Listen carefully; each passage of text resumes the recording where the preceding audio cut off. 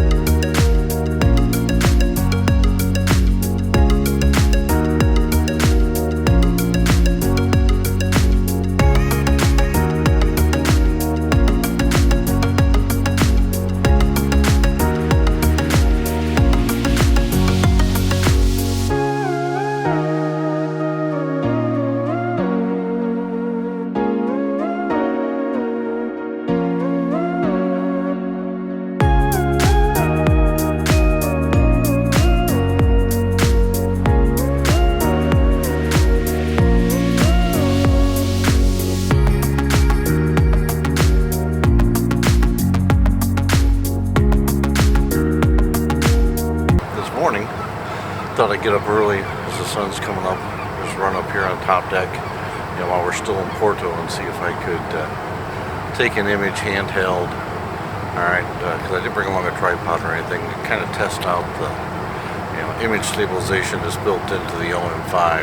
They rant and rave about how great it is. I thought I'd give it a shot and try it. At the same time, we're actually using the actual audio right here on the OM-5. I don't have my mic or anything on it. I'm just using the standard audio. So we'll see how this turns out. If a couple of these images turn out, the sun's not up yet. It's getting ready to come up, but I still got a few things I got to do before we head out this morning. So I figured I'd do this pretty quick. So if the image turns out or anything turns out, I'll throw it in right here.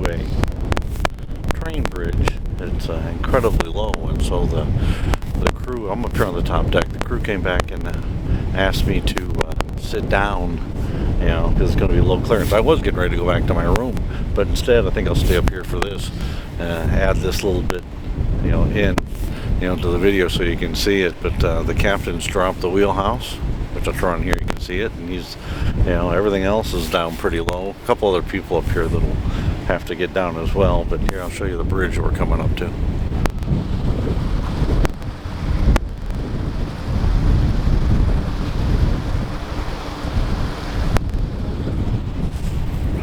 I'm assuming we're going to go through the narrow channel that's marked by the red and green, you know, buoys here right through the middle. Yeah, and it's definitely low. This is, looks like it's another high-speed rail train bridge. That's what it looks like to me. But, yeah, glad I didn't run back down real quick, you know, to the room. It's also gotten a little bit wider here. The mountains aren't so tight, you know, but still really spectacular scenery and viewing. I mean, here, I'll turn around so you can see some of the vineyards and stuff up on the hill.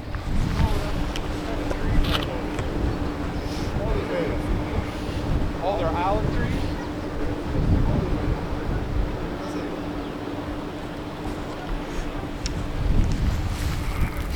Basically the whole trip up and down this river, I mean, if you look, you'll see vineyards pretty much everywhere. It's definitely a lot of wine made, and, you know, especially port wine, you know, in this particular area. But yeah, so here, hold on, we're going to go through this bridge to get a perspective of, again, another nice low clearance.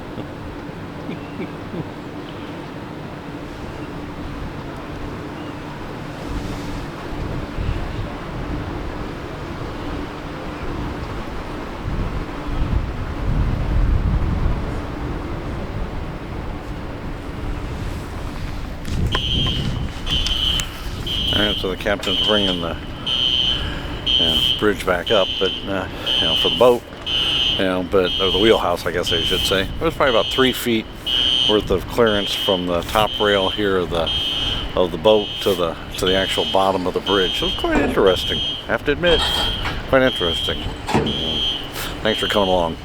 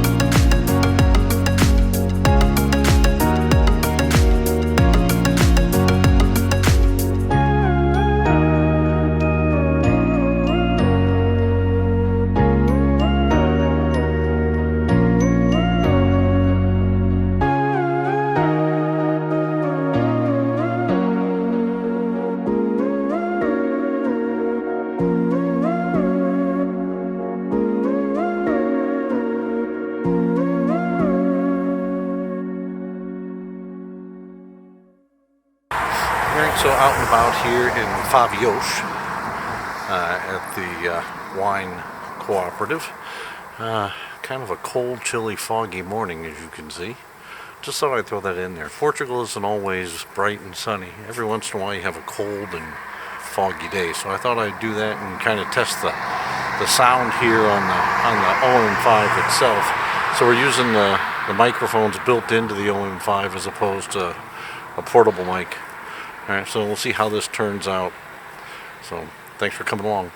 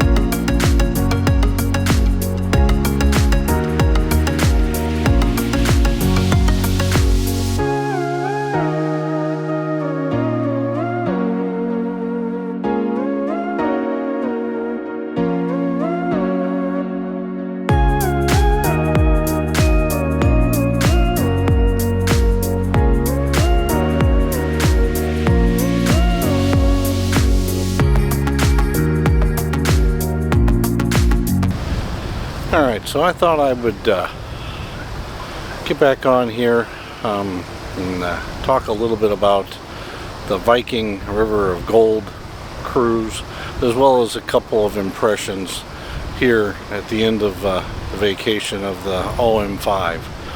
Alright, now I haven't looked at any of the images, I haven't seen anything, so I'll reserve all my true comments or final comments on the OM-5 until we get back and I get a chance to actually go through all the images. Alright, and then I'll do a summary of the OM-5. But as far as the Viking River of Gold, this is a different type of cruise. It's 10 days, starts in Lisbon in a hotel, then moves to a 7-day cruise. It's a cruise where you can only cruise on the Douro River during the day, which is really interesting, much different than a lot of other cruise lines.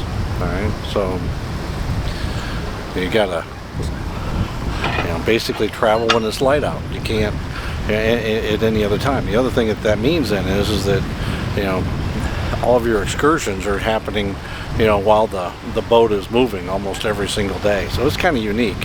Alright, a lot of bus trips, which is odd. Alright, but is it bad? No, it's just different.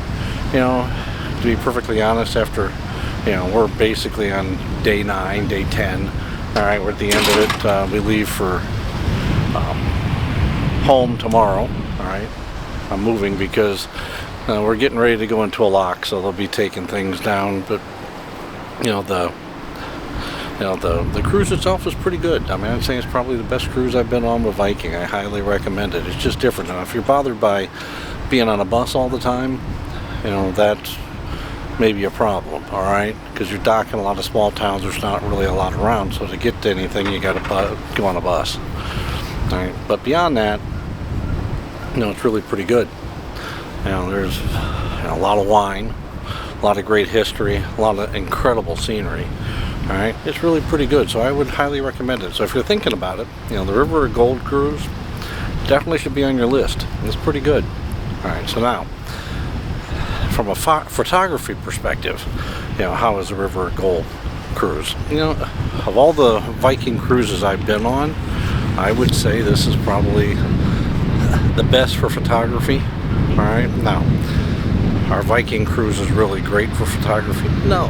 Okay, you're out, you don't really control the light, you don't control the time of day, you don't control really anything, so it's more of a lot of snapshots, street photography, and scenery. But there are times, because the boat's moving, like I am right now in the afternoon, where you can take some different shots, different type of lighting and things like that. It's of all the cruises I've been on with Viking, this one probably has the most photography opportunities, but it's not necessarily something I would say where it's a photography related cruise. Alright, now there are people who've been on this boat with DSLRs, people with point and shoots, and people using their phone. I'm the only person using a micro four thirds camera. Alright, so a little bit of everything, but for the most part, photography on this cruise is pretty good. But it's certainly not a photography cruise. Alright, not like going to Antarctica or going to Alaska or something like that. But it's pretty decent from that standpoint. Alright, now, views on the OM-5. It's small, it's light, it's easy to get around with, carry around with, doesn't, it's pretty portable. It makes it, pretty nice, to have from a photography standpoint. Now I only brought one lens, a 12 to 45 f4. Has that been good? Well, again, I've had the images all the way up to 6400 ISO. So certainly 2.8 or better would have been nice, but I managed to get by. All right, with some of the, basically with the limitations of the lens. There were some situations where I really could have used a wider zoom. 12 wasn't wide enough.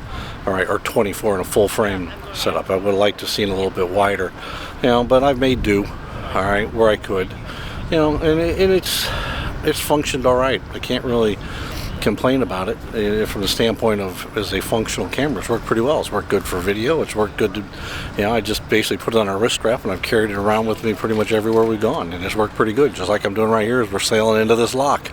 Here, I'll turn around so you can see.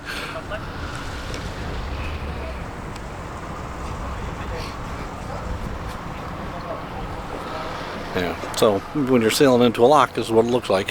Right here, we're going to go down, not go up. All right, because we're on our way back to Porto. Should be there by about 4:30 this afternoon. We'll have dinner, and then by 3:30 tomorrow morning, I'll be on a bus headed to the airport, grabbing a Lufthansa flight and heading home. And then I'll start working on putting this video together and editing well over 1,000 images that I've taken between my OM-5 and my phone, which the bulk of them are on the OM-5, well over 1,000 just on the OM-5 alone. A lot of images, like I said, this is not a photography cruise, but it's not a bad cruise for photography, right? So I'm gonna, sign off here as we get into the lock. But again, when I get home, I'll go through the images, I'll look at those, and I'll do a summation, of the OM-5 there. But from a Viking standpoint, again, if you're considering a Viking cruise, this is a good one to put on your list, especially if you want to do photography.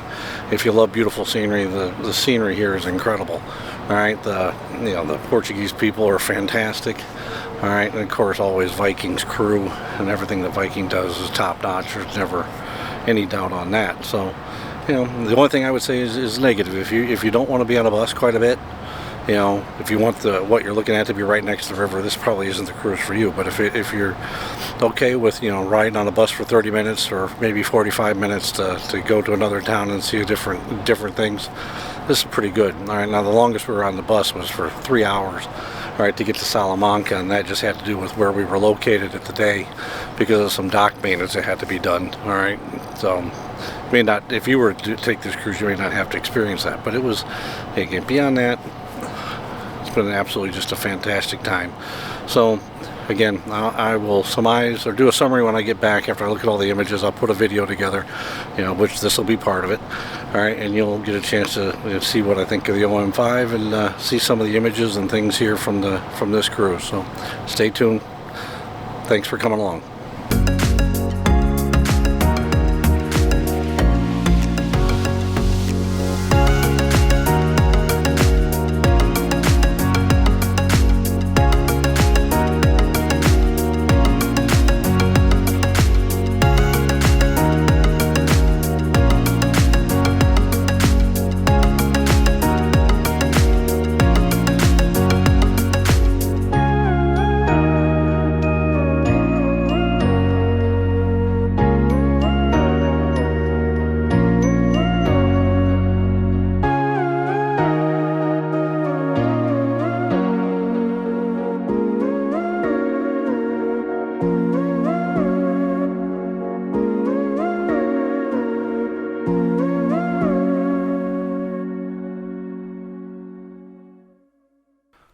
Alright, so let's put together the conclusion right here from my trip, Viking River Cruise, the River of Gold.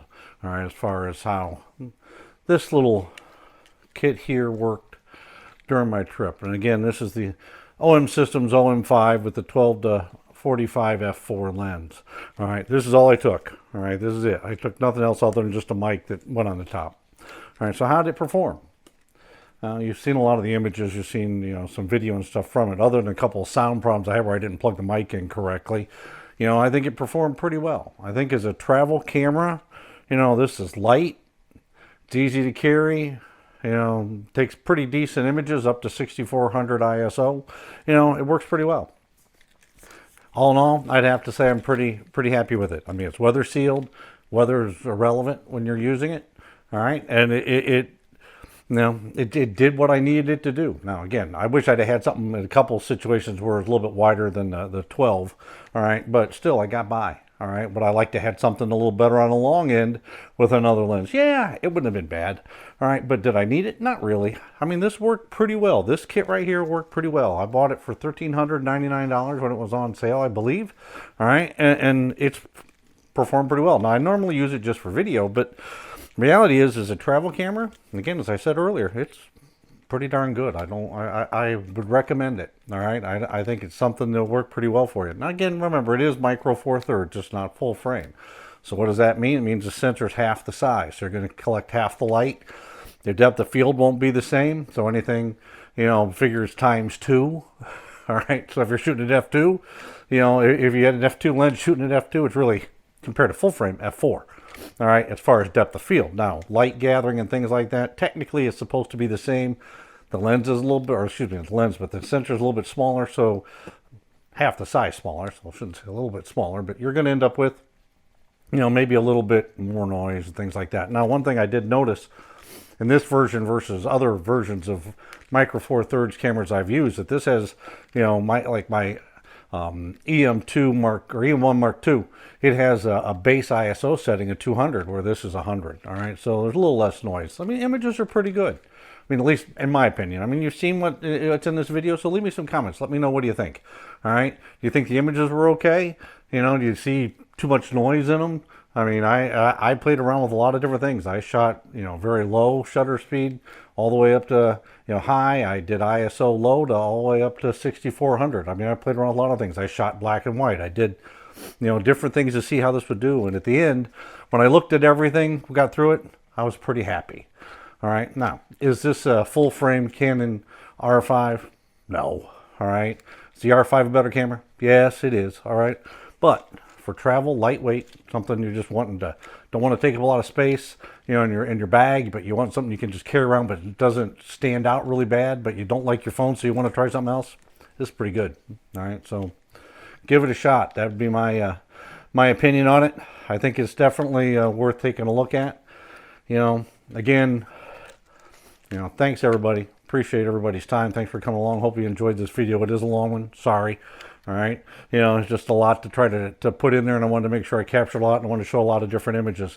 You know, remember to like, comment, subscribe. Let me know what you think, you know, what you see in the video, or, you know, if you would use something like this for travel, or would you just go with the point and shoot, use your phone, you know, or do like many people I saw who were on this river cruise with me, you know, that were using full frame cameras. And I very well may do that. I got another river cruise coming up here, you know, in April, you know, and I was thinking about taking this along, but not going to kid you. I was giving some thought to it the other day, and I was thinking maybe I should take the R5, but instead of taking it with the big lenses and stuff like that, maybe I should pick up the new, you know, RF28 f2.8, take it and see how, you know, the R5 would compare to like what is that, the Leica Q2. So because the Leica Q2 has a, and the Q3 and even the Q1 have a 28, you know, millimeter lens on it. Maybe I should do that. You know, just put out, see how does that work. You know, one lens, super light. You know, maybe I can make that work. My next river cruise is to the Netherlands and to Belgium. You know, and I very well may do that. It is, I'm not 100% set on it, but as of this moment, I'm going to do that. All right. So we'll find out here in about 75 days or so when I get ready to leave what I'm really going to do. But right now, that's my plan. So again, remember to like, comment, and subscribe. Thanks for coming along. Till we see you again, stay safe.